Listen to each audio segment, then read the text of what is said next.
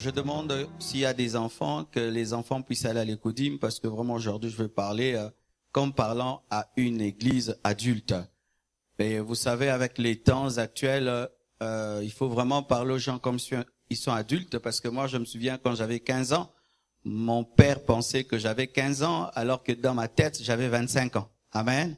Alors il me traitait comme un enfant, alors que j'avais des choses à lui partager. Amen, hein? Et je bénis Dieu parce qu'on n'est pas né chrétien, on était païen. Donc on sait ce qui se passe dans la tête d'un jeune garçon de 15 ans. On sait ce qui se passe. Alors, je veux parler les choses clairement. Ce n'est pas par impudeur ni par vulgarité. Car lorsque vous lisez la Bible, Dieu appelle les chats par son nom. Et c'est le Dieu saint. Amen. Le thème de mon message, le voici. Tu couches et découches avec qui? Tu couches et découches avec qui est le thème de mon message. À la fin du message, je vais répondre à 10 questions qui vont demander à ce que nous puissions lire tout le chapitre d'1 Corinthiens 7. C'est pourquoi nous allons lire d'abord le chapitre et je vais l'utiliser à la fin de mon message pour répondre à 10 questions parce que certaines choses que je vais avancer, énoncer dans cet enseignement vont provoquer en vous des questions auxquelles il faudrait obligatoirement répondre. C'est pourquoi nous allons lire ensemble 1 Corinthiens 7, versets 1 à 40. Je vous prie d'être debout. Je veux lire, vous allez suivre dans vos Bibles. Amen. Je sauterai certains versets, mais je vous demanderai, chez vous à la maison, de lire tout le chapitre de 1 Corinthiens 7, du 1er au 40e verset. Le thème, c'est « Tu couches et découches avec qui ?» À la presse, vous pouvez mettre « Avec qui tu couches » ou « découches » pour que ce soit simple pour nos frères qui sont sur le net. 1 Corinthiens 7, la Bible dit ceci. Pour ce qui concerne les choses dont vous m'avez écrit, je pense qu'il est bon pour l'homme de ne point toucher de femme. Toutefois, pour éviter l'impudicité, que chacun ait sa femme et que chaque femme ait son mari. Que le mari rende à sa femme ce qu'il lui doit et que la femme agisse de même envers son mari. La femme n'a pas autorité sur son propre corps, mais c'est le mari. Et pareillement, le mari n'a pas autorité sur son propre corps, mais c'est la femme. Ne vous privez point l'un de l'autre si c'est né d'un commun accord pour un temps, afin de vaquer à la prière, puis retourner ensemble, de peur que Satan ne vous tente par votre incontinence. Je dis cela par condescendance, je n'en fais pas un ordre. Je voudrais que tous les hommes fussent comme moi, donc célibataires, mais chacun tient de Dieu un don particulier, l'un d'une manière, l'autre d'une autre. À ceux qui ne sont pas mariés et aux veuves, je dis qu'il leur est bon de rester comme moi. Mais s'il manque de continence, c'est pourquoi certains disent que Paul était veuf, qu'il avait perdu sa femme et puis il avait décidé de rester célibataire. Certains disent à cause de ce verset cela. Certains disent. Mais s'il manque de continence, qu'il se marie, car il vaut mieux se marier que de brûler. À ceux qui sont mariés, j'ordonne non pas moi, mais le Seigneur, que la femme ne se sépare point de son mari. Si elle est séparée, qu'elle demeure sans se marier, ou qu'elle se réconcilie avec son mari, et que le mari ne répudie point sa femme. Aux autres, ce n'est pas le Seigneur, c'est moi qui dis. Si un frère a une femme non croyante et qu'elle consente à habiter avec lui, qu'il ne la répudie point. Et si une femme a un mari non croyant et qu'il consente à habiter avec elle, qu'elle ne répudie point son mari. Car le mari non croyant est sanctifié par la femme et la femme non croyante est sanctifiée par le frère. Autrement, vos enfants seraient impurs tandis que maintenant ils sont saints. Si le non-croyant se sépare, qu'il se sépare. Le frère ou la sœur ne sont pas liés dans ces cas-là. Dieu nous a appelés à vivre en paix. Car que sais-tu, femme, si tu sauveras ton mari, ou que sais-tu, mari, si tu sauveras ta femme? Seulement que chacun marche selon la part que le Seigneur lui a faite, selon l'appel qu'il a reçu de Dieu. C'est ainsi que je l'ordonne dans toutes les églises. Quelqu'un a-t-il été appelé étant circoncis? Qu'il demeure circoncis. Quelqu'un a-t-il été appelé à étant incirconcis? Qu'il ne se fasse pas circoncire. La circoncision n'est rien, et l'incirconcision n'est rien, mais l'observation des commandements de Dieu est tout. Que chacun demeure dans l'état où il était lorsqu'il a été appelé. As-tu été appelé étant esclave? Ne t'en inquiète pas, mais si tu peux devenir libre, profites-en plutôt. Car l'esclave qui a été appelé dans le Seigneur est un affranchi du Seigneur. De même, l'homme libre qui a été appelé est un esclave de Christ. Vous avez été rachetés à un grand prix, ne devenez pas esclaves des hommes. Que chacun, frère, demeure devant Dieu dans l'état où il était lorsqu'il a été appelé. Pour ce qui est des vierges, je n'ai point d'ordre du Seigneur, mais je donne un avis comme ayant reçu du Seigneur miséricorde pour être fidèle. Voici donc ce que j'estime bon à cause des temps difficiles qui s'approchent. Il est bon à un homme d'être ainsi.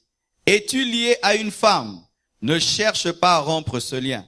N'es-tu pas lié à une femme? Ne cherche pas une femme. Si tu t'es marié, tu n'as point péché. Et si la Vierge s'est mariée, elle n'a point péché. Mais ces personnes auront des tribulations dans la chair, et je voudrais vous les épargner. Voici ce que je dis, frère. C'est que le temps est court, que désormais ceux qui ont des femmes soient comme n'en ayant pas. Ceux qui pleurent comme ne pleurant pas. Ceux qui se réjouissent comme ne se réjouissant pas. Ceux qui achètent comme ne possédant pas. Et ceux qui usent du monde comme n'en usant pas, car la figure de ce monde passe. Or, je voudrais que vous fussiez sans inquiétude. Celui qui n'est pas marié s'inquiète des choses du Seigneur, des moyens de plaire au Seigneur. Et celui qui est marié s'inquiète des choses du monde, des moyens de plaire à sa femme. Il y a de même une différence entre la femme et la vierge.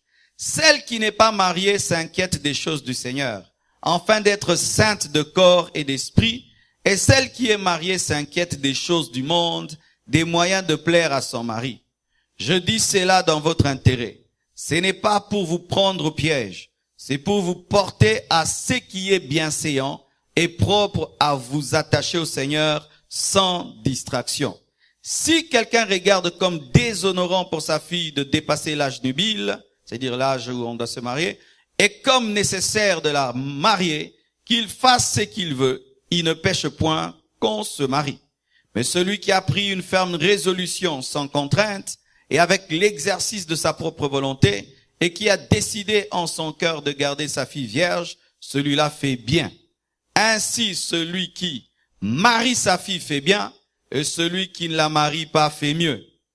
Une femme est liée aussi longtemps que son mari est vivant, mais si le mari meurt, elle est libre de se marier à qui elle veut, seulement que ce soit dans le Seigneur. Elle est plus heureuse néanmoins si elle demeure comme elle est, suivant mon avis. Et moi aussi je crois avoir l'Esprit de Dieu. Quand vous lisez un tel passage, vous sentez que la Bible pousse les gens à se marier? Vous sentez que la Bible interdit? La Bible est équilibrée. Si tu dois te marier, marie-toi. Si tu as reçu un don de rester seul, reste seul. C'est ça que la Bible dit. C'est ça que la Bible dit. C'est-à-dire qu'au milieu de nous, il y a certaines personnes ici qui ont un don de ne pas se marier. Elles, en se mariant, vont se compliquer la vie parce que Dieu t'a fait pour être seul. C'est comme les voitures de sport qui n'ont que 2 places. Si tu mets 4 personnes, tu abîmes le moteur. Maintenant, si tu as un camion, tu veux seulement 2 places. Tu ne veux pas utiliser les places, la cargaison. Tu perds les carburants pour rien. Chacun a sa destinée.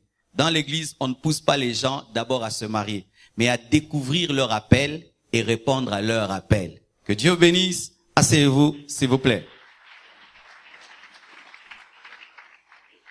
J'espère que tous les enfants sont sortis. Amen. Gloire à Dieu. Tu couches et découches avec qui? Bien-aimés frères et sœurs, il y a tellement de choses à dire. Ce matin, nous allons parler de la place des perversions sexuelles dans l'occultisme. La place des perversions sexuelles dans l'occultisme. La place de l'intimité charnelle dans l'occultisme, car la sexualité est une grande porte de bénédiction ou de malédiction. Une grande porte de bénédiction ou de malédiction, tout dépend avec qui on couche et comment on le fait. Bien-aimés frères et sœurs, j'aimerais vous démontrer la place de la perversion sexuelle dans l'occultisme. Dans l'occultisme, les perversions sexuelles sont une forme d'adoration. Une forme d'adoration à Satan. C'est pourquoi l'occultisme s'accompagne toujours d'homosexualité, de lesbianisme, d'inceste, d'adultère, d'orgie, de zoophilie, de nécrophilie, de prostitution, de viol, d'avortement, de masturbation, de pornographie, des fantasmes déréglés, des relations contre nature. Pourquoi? Parce que le diable s'appelle Belzéboul. Belzéboul veut dire prince des mouches. Et les mouches se nourrissent de saleté. Et le diable se nourrit des perversions sexuelles. Plus dans une nation on commet des perversions sexuelles, plus le diable est à l'aise, parce que toutes ces perversions sont des adorations à Satan. Le diable aime l'infidélité. Il aime quand un homme trompe sa femme, car tout ce qu'il fait en dehors de sa maison est une adoration. Il aime que les personnes consanguines qui ont le même sang puissent coucher ensemble, car c'est une adoration, car Dieu a dit que tu ne prendras pas ton frère ou ta sœur en mariage.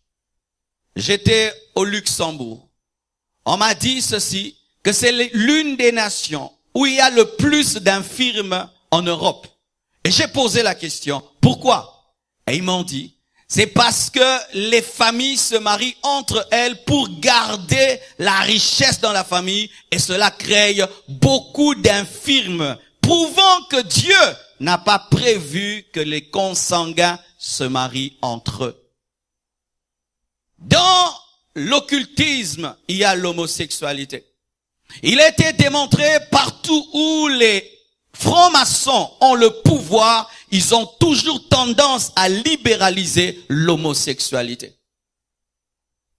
Partout où il y a la franc-maçonnerie, on a tendance à prendre des lois, des décisions pour libéraliser l'homosexualité. Et je vous assure, frères et sœurs, les Illuminati, les francs-maçons sont aussi au Congo. Autant ils travaillent dans les nations étrangères pour établir des lois qui libéralisent l'homosexualité, ils vont chercher à le faire dans cette nation et les pasteurs doivent accepter d'aller en prison. Je vous dis devant Dieu, le jour où dans ce pays on dira de ne pas prêcher contre l'homosexualité, ce sera le jour où je prêcherai contre l'homosexualité et je dirai réservez-moi une chambre en prison et j'irai avec tous les frères de la compassion qui veulent m'y accompagner. Et comme ça, ensemble, nous allons faire la compassion à Makala. Alléluia. Est-ce que vous êtes prêts pour la guerre? Alléluia. Bien-aimés frères, je crois que prêcher, ce n'est pas seulement dire des bonnes choses, mais c'est de défendre la vérité. Et la vérité, c'est qu'il n'y a pas de mariage entre homme et femme, ce n'est pas biblique. Sachez même que Satan lui-même qui pousse les gens vers l'homosexualité n'est pas homosexuel, car le serpent n'est pas allé vers Adam, il est allé vers Ève. Et la Bible nous dit que lorsque même les fils de Dieu sont venus sur la terre, ils ont remarqué que les filles des hommes étaient belles. Ils n'ont pas remarqué les fils. Ils sont allés vers les filles. Mais vous les hommes, vous allez vers les hommes, alors que même les démons avaient choisi les filles. Tu es plus homosexuel que Satan. Bien-aimés frères et sœurs, là où il y a occultisme, vous allez remarquer une chose. Les prostituées sont à l'aise. En Europe, toujours bien aimé, il y a un couloir, une avenue, où à droite, il y a des femmes dans des vitrines. Ben, j'ai jamais vu ça. On m'a dit, j'ai jamais vérifié. Toi aussi ne vérifie pas. Aie la foi seulement croire qu'il y a une avenue. Faut pas aller vérifier ce que le pasteur a dit. Parce qu'en vérifiant, tu vois. Oui, il y en a qui passent là-bas pour intercéder. On me dit, oh Dieu, sauve-les, sauve-les. Sauve-les, mais tu les regardes quand même, sauve-les. Il faut y passer avec un bandeau tout noir. Comme ça, on te tire, tu dis, Seigneur, sauve-les. Mais pas sauve-les, sauve-les. Mais vous vous imaginez dans un pays, on met des femmes nues derrière des miroirs. Pas les beignets, pas les chaussures. Non, les femmes. Quel niveau de perversion! Et vous regardez au fond, il y a l'athéisme, il y a l'occultisme. Et quand une nation congolaise ou qui est remplie de pudeur, vous voyez de plus en plus des filles qui se tiennent sur le boulevard. Avant c'était vers 0h. Elles ont commencé à changer l'heure. C'est maintenant 23h. Maintenant 22h. Maintenant 20h. Thibaut signé bisson à 6h. Avant, elle s'est cachée. Maintenant, elle se cache plus. L'horaire commence à changer. Pourquoi? Parce que l'occultisme commence à gagner du terrain. L'occultisme s'accompagne toujours des perversions. Voyez un homme sérieux qui a étudié, mais qui la nuit entre dans la chambre de sa fille et couche avec sa fille. Pourquoi? Parce que les démons lui disent de le faire. Voyez un jeune enfant qui est sorcier, mais qui veut coucher avec sa maman, qui envoûte sa maman pour connaître sa maman, qui vient vers sa propre maman. Que des choses se passent dans les maisons des occultistes. Et il y a un mot que j'ai cité, orgie, que vous devez comprendre parce que je vais utiliser un passage qui en parle. L'orgie, c'est lorsque plusieurs hommes et plusieurs femmes dans un même endroit ont des relations intimes. Orgie. En Rome, cela se faisait comment? Ils mangeaient jusqu'au point de tomber dans la gloutonnerie et ils allaient même mettre le doigt dans la bouche pour vomir et manger encore. C'était dans le domaine de la gloutonnerie, mais l'orgie aussi c'est dans le domaine de la sexualité. Où plusieurs hommes, plusieurs femmes le font au même endroit. Et lorsqu'on était des païens, on donnait ça à un an, sangana. Où tu vois 3, 4, 5 filles, on mélange les copines et on le fait. Sachez que lorsque vous le faites, vous adorez Satan. Dans les cultes sataniques, lorsque l'onction satanique atteint son comble, il tombe dans l'orgie. C'est pourquoi beaucoup de groupes de musiciens que vous voyez là, les danseuses, les musiciens, il y a un moment dans l'occultisme où ils se mélangent pour qu'il y ait unité de leur groupe. Et on voit des sœurs qui veulent chanter dans un groupe musical. Des enfants de Dieu qui veulent chanter dans un groupe musical, disant que ce n'est que de la musique. Ce n'est pas que de la musique. Il y a l'adoration du diable là-bas. Où le leader du groupe doit coucher avec toutes les danseuses. Si tu veux être danseuse, il doit coucher avec toi. Non pas parce qu'il t'aime, c'est un rituel satanique. Des orgies. D'autres couchent même avec des animaux. On appelle ça zoophilie. Tu vois quelqu'un qui aime son chien et tu penses qu'il aime bien son chien, il l'entretient. Il peut lui acheter tout et vous oubliez vous. Parce que ce chien, ce n'est pas un chien. C'est son mari. C'est son mari. La zoophilie. Mais il y a une pire des pratiques dans l'occultisme qu'on appelle nécrophilie. C'est le fait de coucher avec les morts. Quelqu'un meurt. Il va la nuit, il paye l'argent à la morgue, il entre dans la morgue pour coucher avec un mort. Certains même qui travaillent à la morgue le font. Oui, le font. Couche avec des filles jolies qui meurent et dit fais encore des fiers. Des vrais sorciers. Des vrais sorciers. Es-tu déjà allé à la morgue? Je suis déjà allé à la morgue une fois, afin de prier pour que quelqu'un ressuscite. Et je l'ai cherché. Ils sortent des tiroirs tout nus. Ils sortent des tiroirs bizarres. Vraiment, c'est affreux. Tu ne peux pas. Un homme normal ne peut pas. Mais comment est-ce que tu peux? Tu dois être rempli des démons pour pratiquer la nécrophilie. Et il y a quelqu'un qui pose la question, quand tu allais ressusciter, est-ce qu'il est ressuscité? Je l'ai essayé avec des gardiens incrédules et un ami incrédule. Et ça n'avait pas marché. Mais j'essaierai un jour encore.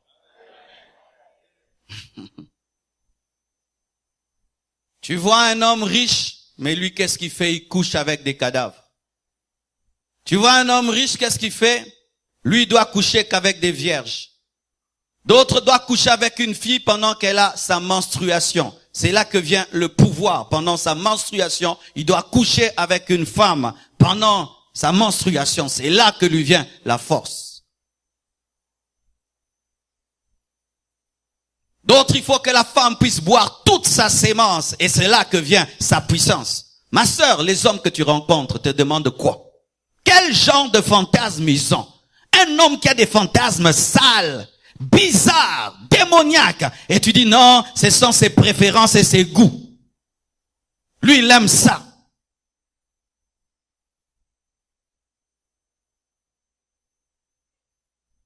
L'occultisme amène l'avortement. Parce que dans la parole de Dieu, il y a un démon qui s'appelle Moloch. Moloch, lui, il est spécialisé dans un culte. Il demande aux femmes de lui offrir leur enfant. C'est-à-dire une mère en couche et doit prendre son enfant et le brûler vivant. L'enfant est en train de pleurer, de crier. Et la mère offre son enfant ainsi. Il en est de même avec l'avortement. Avez-vous déjà suivi le film Le Cri silencieux, où on montre comment est-ce que les enfants dans le ventre de leur mère esquivent même les bistouris, crient pendant qu'on veut les tuer. On appelle ça le cri silencieux de l'enfant, un cri réel, mais qu'on ne peut entendre. Mais tu as avorté une fois, 2 fois, 3 fois, 4 fois. Tu as fait avorter 2 fois, 3 fois, 4 fois. Tu as sacrifié des enfants. Et tu as sacrifié tes propres enfants. Es-tu différent d'un sorcier? Es-tu différente d'une sorcière?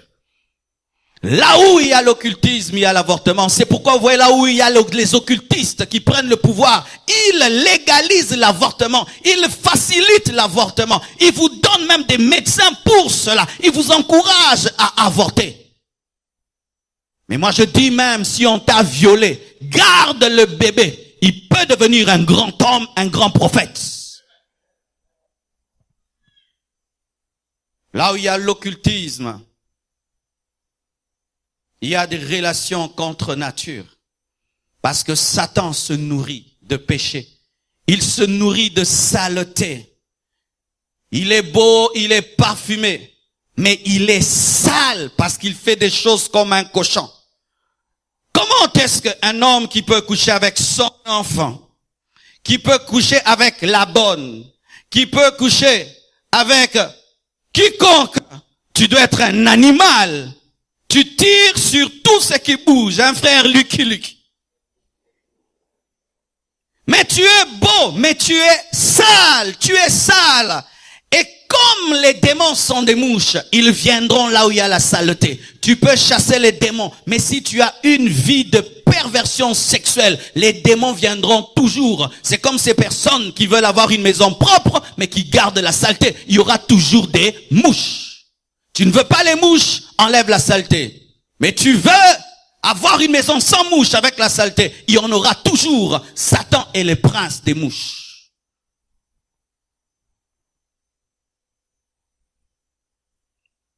La Bible dit dans 1 Corinthiens 10, versets 7 à 8. Ne devenez point idolâtres comme quelques-uns d'eux. Selon qu'il est écrit, le peuple s'assit pour manger et pour boire. Puis ils se lèvèrent pour se divertir.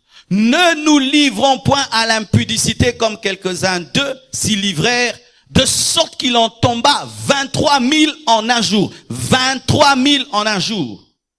Qu'est-ce qui s'est passé? Lorsqu'Israël est sorti de l'Égypte et que Moïse est allé au sommet de la montagne et qu'il a pris du temps, Israël a voulu avoir un Dieu qu'il pouvait voir. Il a demandé à Aaron de lui fabriquer un veau d'or. Lorsqu'ils ont adoré le veau d'or, la Bible nous dit le peuple s'assit pour se divertir. Dans l'Ancien Testament, on ne donne pas trop de précision sur ce qui est arrivé. Mais qu'est-ce qui est arrivé lorsqu'Israël a commencé à se réjouir devant le veau d'or? Israël est tombé dans les orgies sexuelles. lorsque cette partie est placée dans l'impudicité, ça veut dire 23 000 personnes dans le désert ont commencé à s'unir. Vous vous imaginez cette abomination devant Dieu? Comment est-ce que des gens qui ont vu la mer rouge s'ouvrir ont pu faire cela? Parce que derrière l'idole, il y avait un démon. Et lorsqu'ils ont commencé à adorer l'idole, ils ont adoré le diable. Et l'esprit satanique est venu au milieu d'eux pour réclamer l'adoration. Et l'adoration devait se faire par l'orgie, par l'impudicité, par l'inceste, par des viols en même moment. Et Dieu a tué 23 000 personnes le même jour afin d'arrêter l'infection. 23 000 personnes mortes, mais que Dieu avait sorti de l'Égypte, qu'il avait fait sortir de la mer rouge. Ce n'est pas parce que tu es converti que Dieu ferme les yeux sur tes péchés. Je répète, ce n'est pas parce que tu es converti que Dieu ferme les yeux sur tes péchés. Ils étaient sortis de l'Égypte, mais Dieu les a tués dans le désert. Oh, je suis chrétien. La grâce, la grâce, la grâce. Ils étaient déjà sortis de l'Égypte. Mais Dieu les a tués parce qu'ils se sont livrés à l'adoration de Satan au travers de leur sexualité. Là où on adore Satan, vous allez remarquer aussi un sérieux désordre sexuel, des abominations sexuelles, le libertinage sexuel, la bestialité. Partout où la franc-maçonnerie règne, l'homosexualité est tolérée. En Afrique, on a même des coutumes d'inceste chez ceux qui sont au Bandundu, qu'ils appellent Kinchuidi ou Kinchuiri, je ne sais pas. Où c'est normal d'épouser sa cousine, c'est normal d'épouser son cousin. Ils trouvent que c'est normal, mais derrière cela, il y a la sorcellerie. Dans certaines nations, il y a un jour où les hommes ne sont pas jaloux, les femmes ne sont pas jalouses.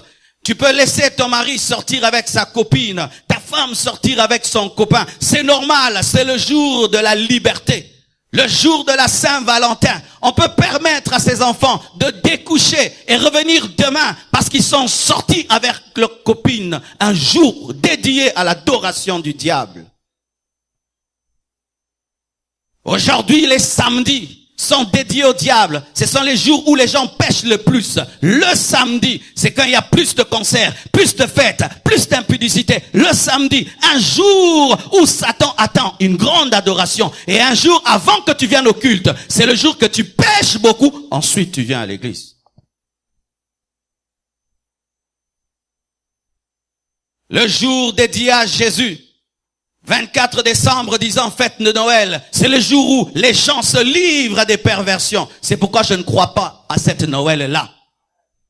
Le jour de la fin de l'année où on doit célébrer le Seigneur, c'est le jour où encore les gens se livrent à des grands péchés. Satan aime voler ce qui doit être réservé à Dieu. Voyez, la vie des occultistes n'est que perversion sur perversion. Voyez la vie des stars de la musique. Voyez leurs clips. Leurs clips, ce n'est que sexualité, sexualité. Leurs chansons, sexualité sur sexualité. Leur vie, divorce sur divorce et sur divorce et sur divorce. Et je ne comprends pas que des enfants de Dieu puissent aimer regarder de tels clips, regarder, entendre de telles musiques, regarder des télé-réalités d'une famille Kardashian qui est une famille vraiment d'abomination. Et aujourd'hui, ils ont du succès parce que papa a décidé d'être maman. Vous vous imaginez? Ils ont du succès parce que papa a décidé de devenir maman. Maintenant, vraiment, quel audimat! Et les enfants disent, vraiment, papa, tu étais vraiment courageux. Hein? Comment tu pouvais accepter tout ça? Donc, vraiment, je te comprends vraiment. Quel courage de te révéler tel que tu es. Yaka baba. Les blancs, ils comprennent tout, ils comprennent tout, ils comprennent tout. Tu peux prendre là une arme, tu nous tues tous. Ils disent non, vraiment, ils passaient par des stress, c'est de la schizophrénie. Abomine de biso. Tokoufi, tokil felo.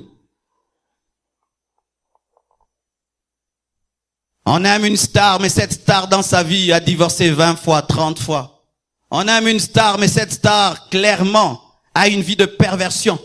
D'autres femmes maintenant, dans un concert, une femme embrasse une autre, on acclame le lesbianisme dans un concert, on acclame. Alors qu'avant on peut faire burk, maintenant on dit waouh.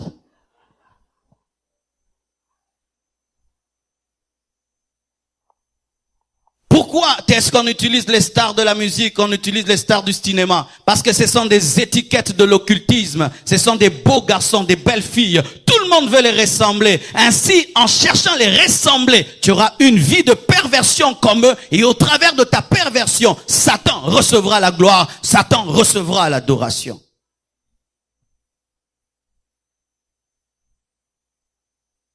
Ce n'est pas un hasard, frères et sœurs. Le même terme qui est utilisé dans la Bible quand on dit que Adam connut Ève, c'est le même terme utilisé par adoration. Lorsqu'un homme marié connaît sa femme, il adore Dieu. Et lorsqu'un homme connaît une femme en dehors du mariage, il adore Satan. Je répète. Lorsqu'un homme connaît sa femme, il adore Dieu. Et lorsqu'il connaît une autre femme que sa femme, il adore Satan. Lorsque tu as des relations dans le mariage, tu adores Dieu. Lorsque tu as des relations en dehors du mariage, tu adores Satan. Et lorsque même tu vis dans la masturbation, tu adores Satan parce que tu lui offres ta sémence comme une offrande. Toute sémence répandue par un masturbateur est une offrande à Satan. Est une adoration. Est une adoration. Toute sémence répandue par un masturbateur est une offrande à Satan. Tu l'offres devant lui. Il y a un esprit là, lorsque tu te masturbes, qui reçoit cette offrande à la gloire du diable. C'est ainsi que lorsque dans une maison, on pratique trop de perversion sexuelle, ça devient un temple du diable parce qu'en ce lieu-là, on adore le diable. C'est pourquoi ne permettez jamais que l'impudicité soit pratiquée dans vos maisons. Tu ne peux jamais faire comme certains font. Je vous laisse, je m'en vais. Je vous laisse la maison, je m'en vais. Moi, je n'ai rien fait, je vous laisse. Vous le faites des fois à l'université, où tu laisses à tes amis la chambre, mais tu sais ce qui se fera, n'est-ce pas? Oh, je n'ai rien fait. Tu as fait quelque chose. Tu laisses ta maison à quelqu'un et tu sais qu'ils vont pratiquer l'impudicité. Tu accompagnes quelqu'un quelque part et tu sais ce qui aura lieu et tu y participes. Tu as participé à l'adoration du diable.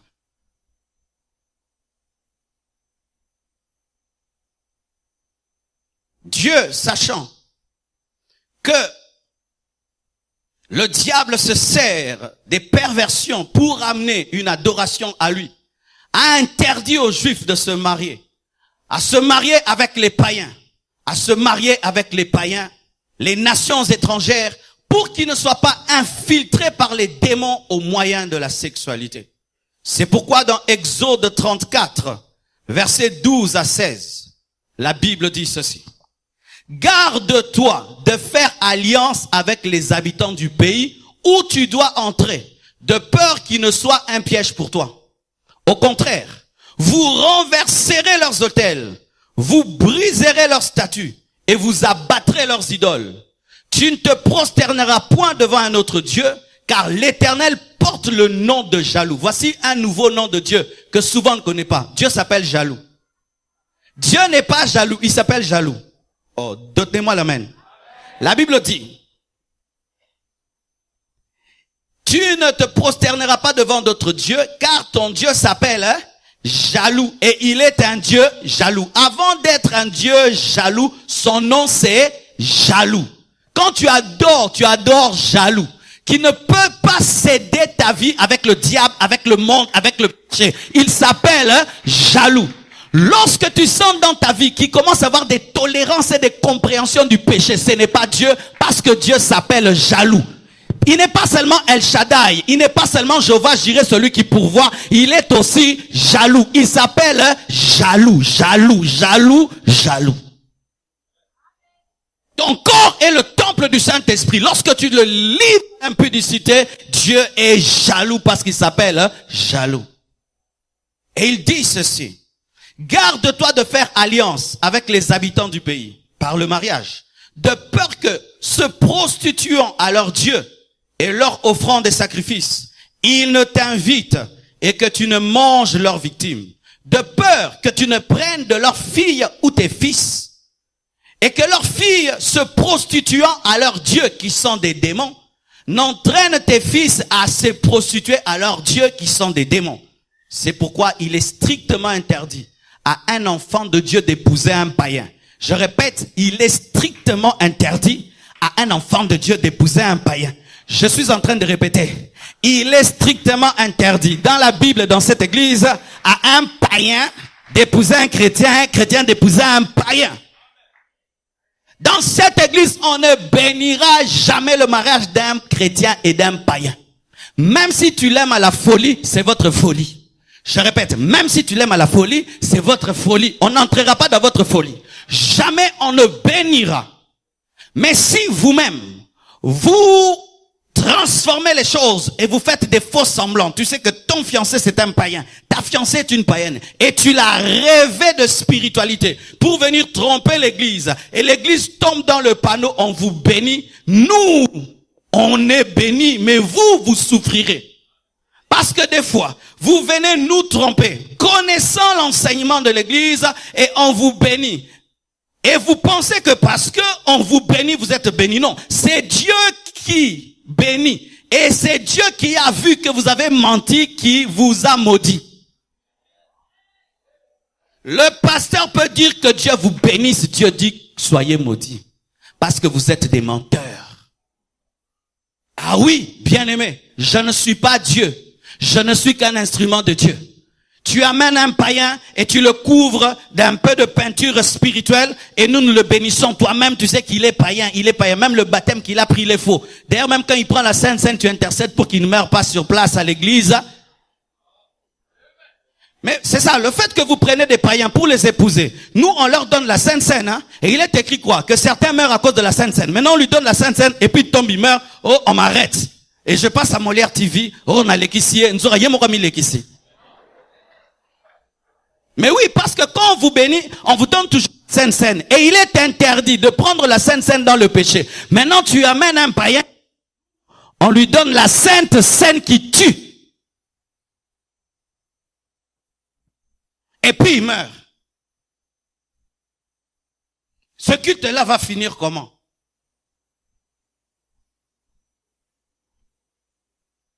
Certains vont dire, non, pasteur, je suis pas d'accord avec toi. C'est dans l'Ancien Testament que Dieu interdisait à Israël d'épouser les Jébusiens et les Amoréens. Nous sommes au temps de la grâce. Nous pouvons les épouser, car la Bible dit, allez faire de toutes les nations mes disciples. Les nations représentent le monde, ce sont les païens. Moi, le Seigneur m'a dit d'aller en évangélisation.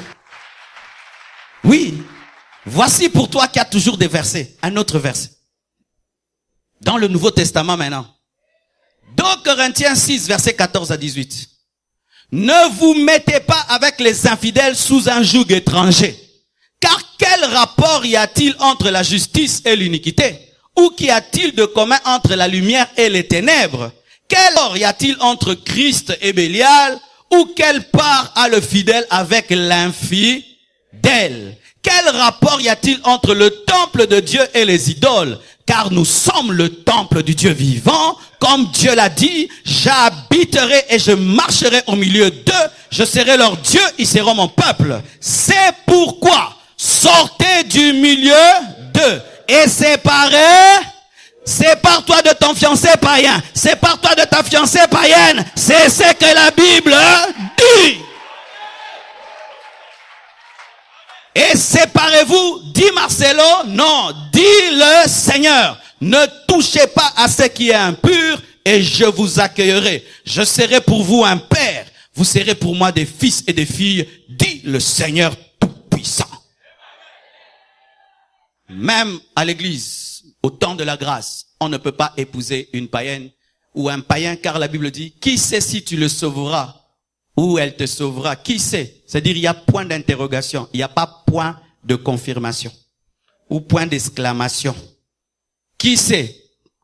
À une question, des fois, on ne peut répondre. C'est-à-dire que tu peux dire, je me marie à cet homme pour le convertir et il ne se convertit jamais. Jamais de jamais. N'est-ce pas qu'il y a des gens jusqu'à la fin, le mari s'est jamais converti? Jamais. Maintenant, toi, tu sais que c'est un païen, tu vas en évangélisation. Est-ce que toute croisade marche?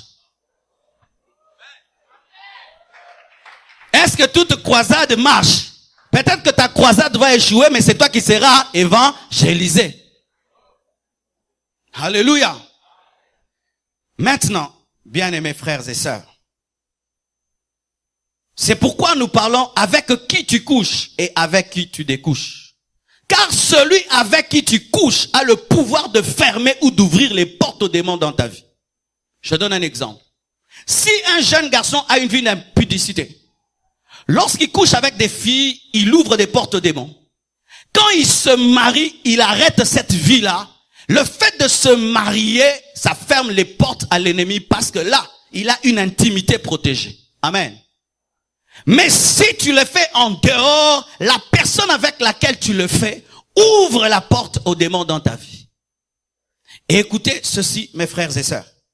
Lorsqu'on dit avec qui, ce n'est pas seulement la personne, mais aussi l'esprit, car derrière toute personne, il y a un esprit ou des esprits. Quand on dit avec qui, ce n'est pas seulement une personne, mais avec quel esprit? La Bible nous dit que celui qui s'attache avec Christ devient avec lui un même esprit. C'est pourquoi nous devenons des chrétiens. Maintenant, écoutez ceci. Très important.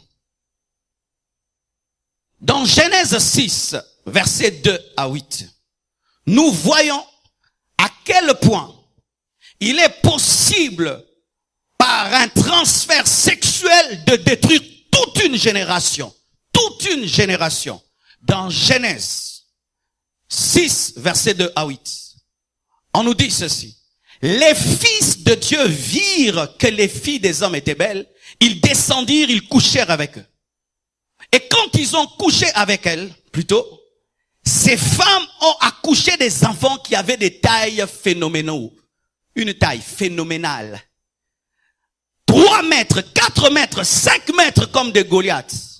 Et dans leur génération, ces enfants étaient traités comme des petits dieux. Ils avaient des pouvoirs. On les appelle les Néphilim.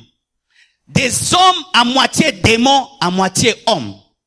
Et ce sont eux qui ont amené la méchanceté sur la terre.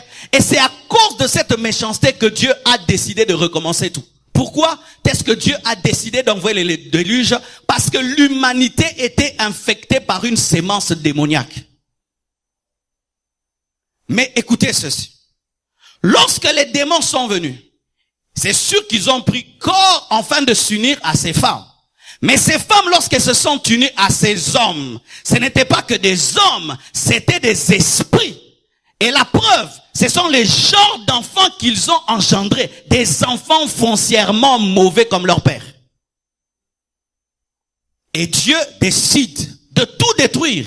Mais il préserve qui? Noé, parce que Noé n'a pas été infecté. Je déclare au nom de Jésus, dans cette infection de péché, tu seras Noé. Dans cette infection du péché, tu seras Noé. Je dis dans cette infection du péché, tu seras Noé. Dans cette épidémie de divorce, toi tu ne divorceras pas. Dans cette épidémie d'impudicité, tu ne tomberas pas. Dans cette épidémie d'homosexualité, tu ne tomberas pas. Au nom de Jésus-Christ de Nazareth. Et j'aimerais dire aux Africains, le monde vous attend pour aller leur prêcher que l'homosexualité c'est un péché, le lesbianisme c'est un péché. Et vous devez accepter d'aller même en Europe pour être emprisonné. Moi je suis prêt même qu'on refuse le visa. On a entendu tes prédications sur YouTube, tu es homophobe. Je ne suis pas homophobe. Je suis démonphobe, péchéphobe, adultérophobe. J'aime les homosexuels, mais je suis contre l'homosexualité. Et Dieu peut libérer un homosexuel. Alléluia. Tu seras Noé. Lorsque toute la terre sera sous l'emprise du mal, Dieu te mettra à part, car tu es l'église. Il est possible, pendant que le monde pourrit, d'être différent.